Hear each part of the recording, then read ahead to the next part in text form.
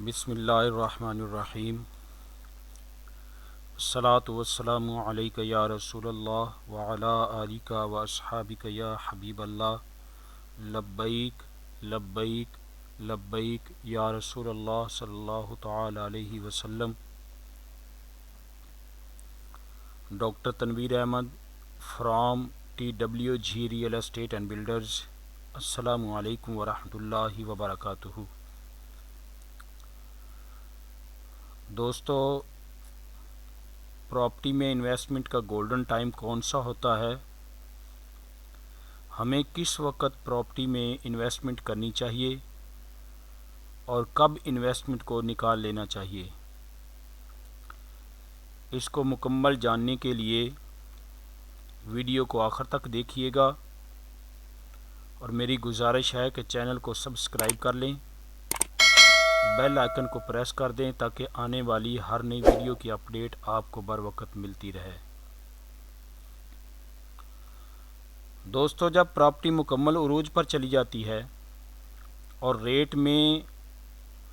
20 से 50 लाख का फ़र्क आ जाता है तो उस वक़्त प्रॉपर्टी की ख़रीद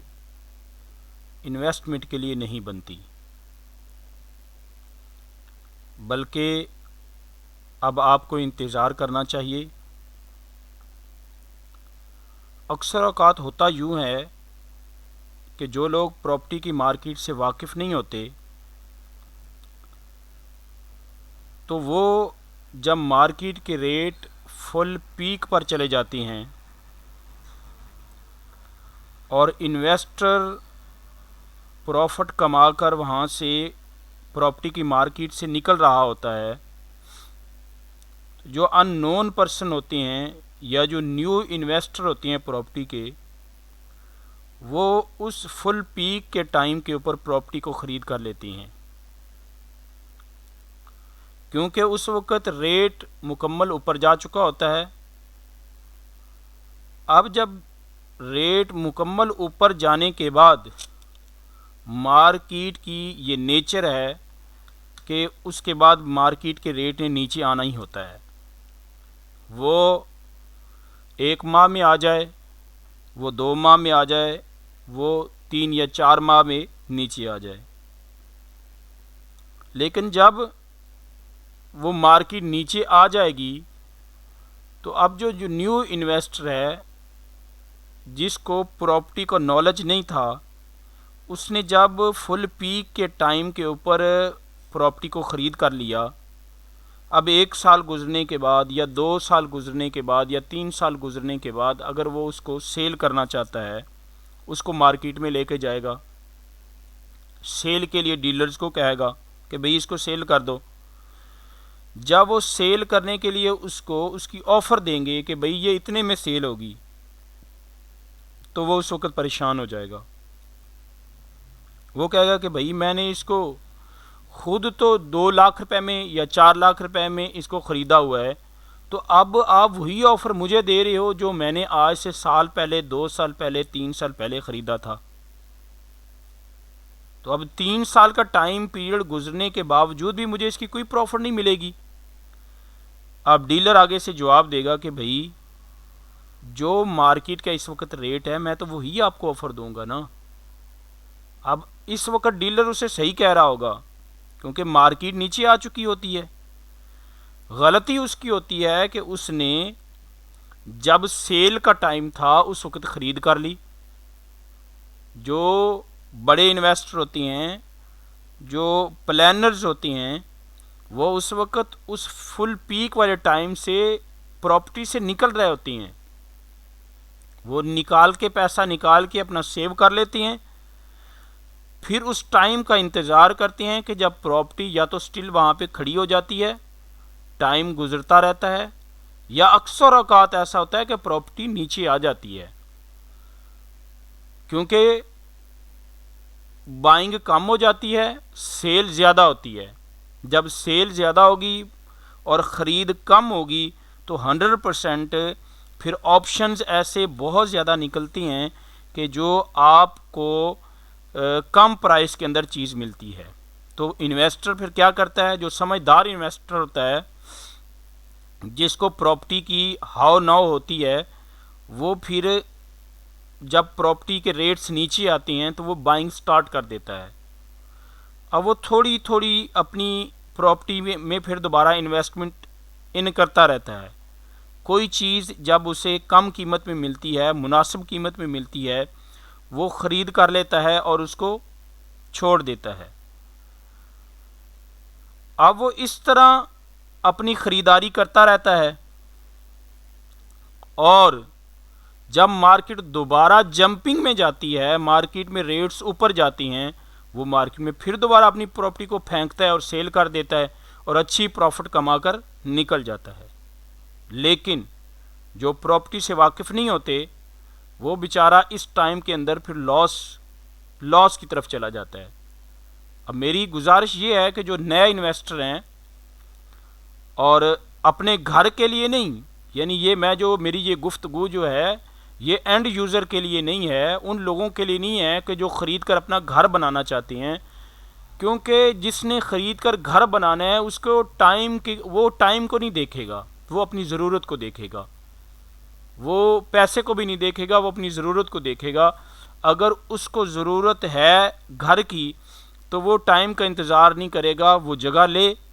और अपना घर बनाए, क्योंकि उसने रहना है और रहने वाले आदमी के लिए किसी तरह का कोई नुकसान नहीं है। वो जिस भी कीमत पे बाइंग करता है वो अल्लाह के फजलो करम से हमेशा वो ऊपर की तरफ जाती है, बशर्ते कि वो जिस जगह पे ख़रीद कर रहा है वो सोसाइटी अच्छे लेवल की हो, वो सोसाइटी अच्छी हो।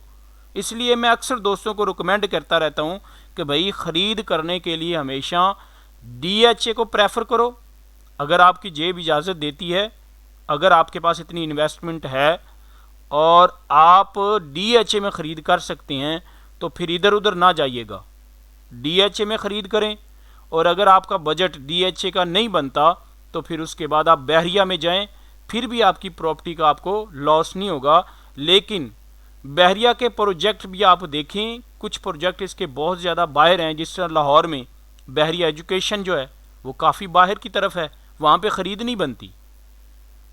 इसी तरह बहरिया ऑर्चिड के कुछ एरियाज़ हैं कि वो बहुत ज़्यादा बाहर की तरफ निकल जाते हैं, उसमें बड़ी स्लो रफ्तार के साथ आपकी इन्वेस्टमेंट चलेगी। तो क्योंकि वहाँ पे आपकी इन्वेस्टमेंट की रफ्तार स्लो होगी, इसलिए वहाँ पे भी ख़रीद करने से बचना चाहिए। मैं इस टाइम पे DH9 प्रिज्म में ख़ुद भी काम कर रहा हूँ और दोस्तों को मशवरा देता हूँ कि DH9 प्रिज्म में इन्वेस्टमेंट इस वक्त बहुत अच्छी रहेगी। उसकी वजह यह है कि ये DH9 प्रिज्म जो है ये अभी एक मिड में आने जा रहा है, बिल्कुल मिड के अंदर आ जाएगा। आगे इसके फेज़ 10 की कटिंग आ जानी है। राइट लेफ़्ट पे आप देखें दूर दूर तक सोसाइटीज़ हैं। फ़िरोज़पुर रोड पे अगर आप जाते हैं तो देखें पाम सिटी आता है, ग्रैंड एवेन्यू आता है, सेंट्रल पार्क बहुत बड़ी सोसाइटी है वो आती है, उससे आगे बहरिया निशेमन का प्रोजेक्ट आ जाता है, वो भी अभी एक्सटेंड हो रहा है काफ़ी ज़्यादा, वो भी फैलता जा रहा है। तो ये बड़ी सोसाइटीज़ हैं जो इस 9 प्रिज्म से बहुत आगे हैं। 7-8 किलोमीटर 9 किलोमीटर का फासला 9 प्रिज्म जहाँ पे ख़त्म होता है वहाँ से आगे का बनता है। इसी तरह बेदिया रोड पे चले जाएं तो बेदिया रोड के ऊपर भी जहाँ पे 9 प्रिज्म ख़त्म होता है वहाँ पे लेफ़्ट के ऊपर भी बड़ी बड़ी सोसाइटीज़ हैं, आगे जाके राइट के ऊपर भी बड़ी बड़ी सोसाइटीज़ हैं। पूरी कम्युनिटी है, बहुत बड़ी आबादी है, लोकल आबादी भी है और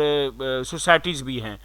तो डेफिनेट ये कि दरमियान में आ जाएगा, अप्रोच खूबसूरत होगी, आने जाने में भी कोई दिक्कत नहीं होनी और सेफ़ इन्वेस्टमेंट भी है और घर बनाने वालों के लिए सिक्योरिटी भी है। तो इसलिए ये मैं DH9 प्रिज्म में जो दोस्त मुझे पूछते हैं तो मैं उनको रिकमेंड करता हूँ कि अगर भाई आपका बजट बनता है तो आप DH9 प्रिज्म में ही इन्वेस्टमेंट करें। तो हम जाते हैं इस तरफ अब कि देखें फिर ख़रीद कब करना चाहिए इन्वेस्टमेंट के पॉइंट ऑफ व्यू से। तो इन्वेस्टमेंट के पॉइंट ऑफ व्यू से देखें कि जब तो पीक पे रेट चले गए हैं तो आप इंतज़ार करें, रुक जाएं। जब रेट नीचे आना शुरू हो जाएंगे और रेट नीचे आएंगे तो एक लेवल पे आकर रेट रुक जाएंगे, स्टिल हो जाएंगे, वो 6 माह का ड्यूरेशन लगे, 1 साल का ड्यूरेशन लगे, इस ड्यूरेशन के अंदर आपने वेट करना है, देखना है कि भाई पहले ये प्लॉट इतने का था और अब ये प्लॉट इतने में हो गया है। जब रेट नीचे आए तो फिर आपने प्रॉपर्टी को ख़रीद कर लेना है, क्योंकि रेट नीचे आने के बाद एक दफ़ा जब सेलिंग कम होती है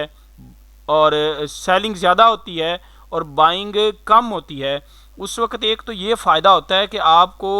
कुछ ना कुछ मार्केट में आपको अपनी मर्ज़ी की चीज़ मिलती है, लोकेशन वाली चीज़ मिल जाती है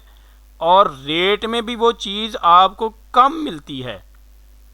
फ़र्क पड़ जाता है। फ़र्ज़ करो मार्केट में एक रेट 10 लाख का चल रहा है, अगर वो 10 लाख वाले जब रेट रुका हुआ है तो उसके अंदर भी आपको कोई चीज़ ऐसी मिल जाएगी जो 50,000 लाख रुपए सस्ती मार्केट से आपको कोई ना कोई चीज़ निकल आएगी। उसकी वजह यह होती है कि कोई ज़रूरतमंद जो बंदा होता है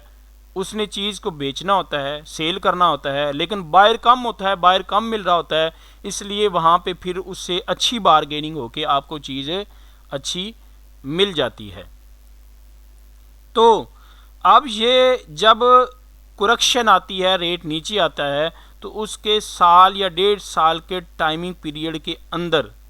या 2 साल के टाइम के बाद फिर प्रॉपर्टी आहिस्ता आहिस्ता जंपिंग की तरफ जाती है। जो पाकिस्तान के अंदर ट्रेंड चल रहा है, जो खुसूसन लाहौर में, लाहौर की प्रॉपर्टी को मैंने 12-14 साल देखा है, उसके अंदर जो ट्रेंड चल रहा है वो ट्रेंड मैं आपको बता रहा हूँ। तो ऐसे ही होता है कि फिर 1.5 साल 2 साल के पीरियड के अंदर फिर ये ऊपर ऐसा ऐसा जाती है, फिर 6 माह का या 1 साल का पीरियड ऐसा आता है जो फुल पीक का होता है।